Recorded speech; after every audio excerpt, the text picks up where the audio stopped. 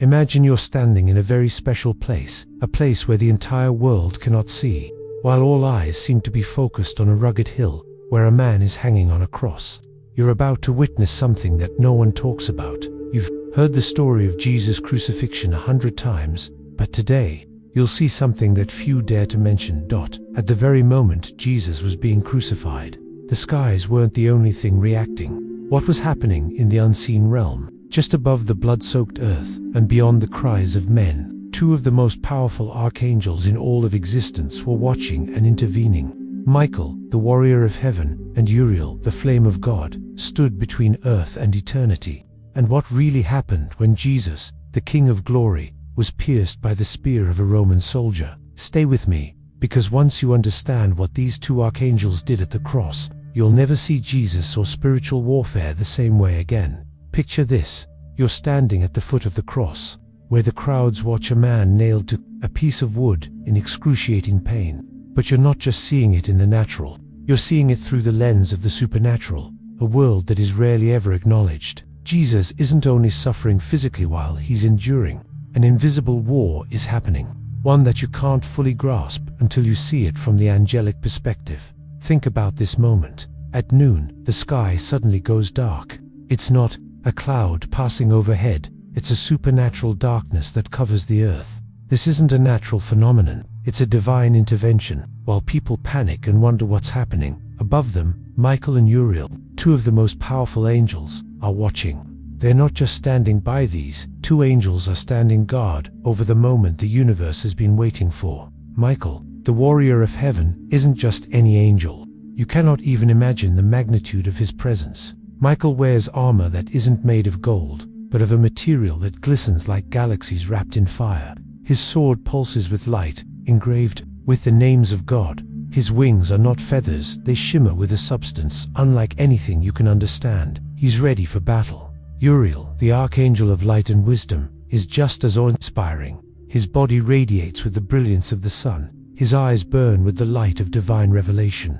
Uriel is not often mentioned in scripture, but for those who truly understand, he is the angel of mysteries, prophecy, and the hidden secrets of God. When you look into the light of Uriel, you're seeing the very power of the universe. Every secret that has been hidden is now brought to light. And as you're standing beneath the cross, gazing into the darkened sky and hearing the agonizing cries of Jesus, you'll realize something few truly understand. Jesus' pain wasn't just a physical sacrifice for the sins of mankind. No, this was more than just that. It was a cosmic battle, a spiritual war between heaven and hell, between angels and demons. Below, Lucifer, the fallen one, is watching from his throne of shadows. He thinks he's won. He's been waiting for this moment for thousands of years, ever since he heard the prophecy in Eden that the seed of the woman will crush your head. And now, he sees that seed hanging on the cross, bleeding, seeming helpless. But Lucifer is wrong. He doesn't realize that this is not the end, it's just the beginning. At this moment, something strange happens. While everything seems out of control, there is a shift in the spiritual realm. The angels, the heavenly beings, are watching, waiting, but no one intervenes, because they know this must happen. This is the moment when victory will be won, but not through power or force. No, this victory is won through sacrifice. Remember, these angels, though powerful beyond comprehension, cannot act unless it's by God's command. When Jesus cries out, "Eli, Eli, lama sabachthani," it's not a cry of despair, it's a call, a signal that echoes through the dimensions. This is not weakness, this is the beginning of a great victory, one that you can't see with your natural eyes. This cry is not one of defeat, it's the start of a battle that you can't comprehend unless you understand the role these angels are playing. You won't fully grasp this until you realize the silence, the waiting, and the readiness of Michael and Uriel to act at a moment's notice. Now, as the weight of the moment presses on, you must ask yourself, what really happened at that exact moment when Jesus cried out, "Eli, Eli, lama sabachthani"? It wasn't just an echo that reverberated through the hill of Golgotha. That cry pierced through dimensions. It rang out in the spirit realm like thunder breaking the silence. This wasn't a cry of defeat. This was a command. It wasn't a sound that passed through human ears. It was a divine whisper that moved straight from Jesus' heart to the archangels above. And when Michael heard it, something in him snapped into formation. There was no hesitation, no fear. His grip tightened on his sword. His body tensed, like a lion on a leash, waiting for the signal. Uriel, glowing with holy fire, didn't flinch. His eyes were fixed on Jesus, even from the height of heaven. They both understood something that the natural world couldn't see. They knew what was coming next. But before we move forward, let's take a deeper look at what was truly unfolding. The Bible tells us that before time even began, there existed a divine scrolls, sealed with 7 seals containing God's redemptive plan for all of humanity. This scroll held every prophecy, every appointed moment, and every move that would lead to the salvation of mankind. And right at this hour, that scroll was beginning to open. Jesus wasn't dying because he was defeated. No, he was dying because he was winning. The only way to win this kind of battle was to go deeper than death, further than shame, and darker than sin itself, and then to rise from it.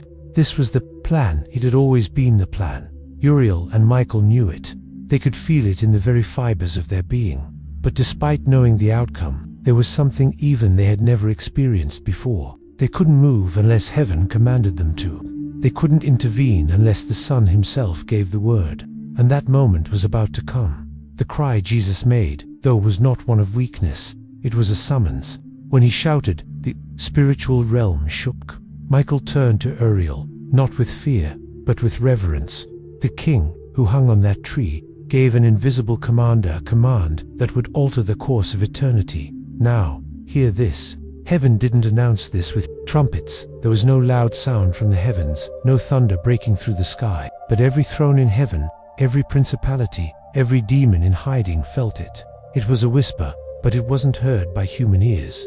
It passed through the Spirit and went straight to the archangels who were stationed above the cross.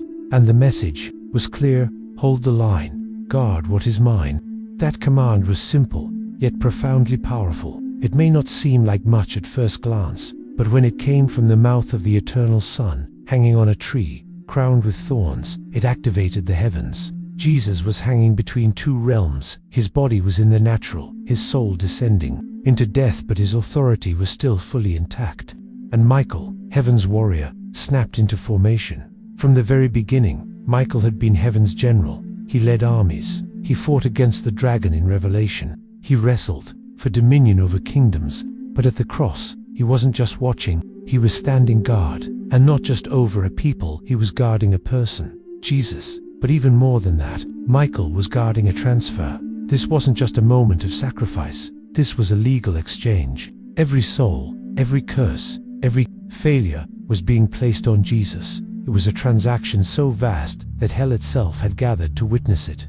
That's why Michael was there, to make sure no demon interfered, no spirit of confusion crept in, and no accusation could alter the covenant that was being signed in blood. Michael wasn't allowed to act physically, but in the spiritual realm, he was untouchable. He stood as a wall between heaven and hell, between the dying Christ and the realm of demonic legalism. But Uriel's task was just as critical, though not in the same way.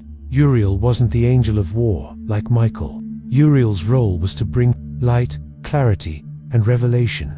While Michael stood guard, Uriel stood as the guardian of divine mysteries. And in this moment, Jesus wasn't just dying, he was becoming sin. Let that sink in. The light of the world was about to step into the deepest, darkest corners of hell itself. Uriel, burning with the fire of God's mysteries, stood ready to witness and ensure that everything Jesus did would resonate, not only in the physical world, but across time, through nations, and in the hearts of countless generations. He released a wave of divine light across eternity. It was a spiritual ripple that would one day awaken Paul on the road to Damascus, inspire gospel writers, and open the eyes of nations that hadn't even been born yet. And then, something unimaginable happened. At the exact moment that Jesus breathed his last breath, the veil in the temple tore. But this wasn't just a physical tear. That veil represented the separation between God and man. It stood between the holy place and the Holy of Holies, a place no man could enter except the high priest, and even then, only once a year. But when Jesus died, the veil was destroyed. What most people don't realize is that this veil wasn't just a piece of fabric. It was reinforced by supernatural forces. Angels had guarded that holy separation for generations. But now, With Jesus' sacrifice, the veil no longer needed. Guarding Uriel, burning with divine fire, released a final burst of holy light. And somewhere, in the realm of the spirit, a sword was sheathed. The war wasn't over, but the battle for access had just been won.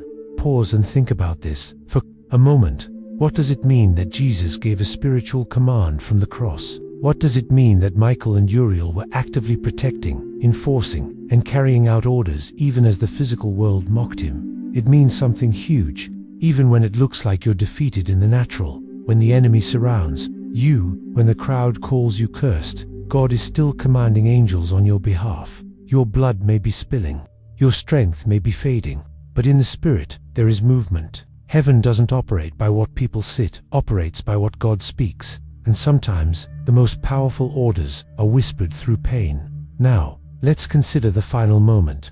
After everything, when Jesus breathed his last and the earth quaked, something even more terrifying and glorious was happening beneath your feet. Because while men stood in silence, watching a lifeless body hanging in the midday darkness, something was shifting in the underworld. Jesus, the sinless Lamb of God, was descending into Sheol. Not symbolically, not poetically, but spiritually and literally. And he wasn't going alone. Michael followed, Uriel followed. Not to protect him, but to witness something no angel had ever witnessed before. The king was about to walk through hell's gates uninvited and unchallenged. What is Sheol? Before we move forward, let's clarify this. Sheol wasn't the hell we picture in popular culture. In ancient Hebrew understanding, Sheol was the realm of the dead, divided into compartments, one for the wicked in torment, and one for the righteous, often referred to as Abraham's bosom. It was a place of waiting. But Jesus wasn't just a man anymore. He was the Word, walking in spirit form, still carrying the scars of the cross. He entered Sheol, not as a victim, but as a king. And the moment he stepped in, the entire underworld trembled. The fallen angels, the ancient rebels, the spirits locked in chains, they all felt something shift. Something foreign had just entered their domain. Lucifer felt it too. He thought he had won. But now, his kingdom was being invaded. Without a sound, without an army, without even a breath of strength, Jesus marched through the gates of hell with the authority of heaven. Behind him walked Michael, silent, glowing, furious, and Uriel, burning with holy fire, lighting up the darkness, and the gates of captivity had no choice but to open.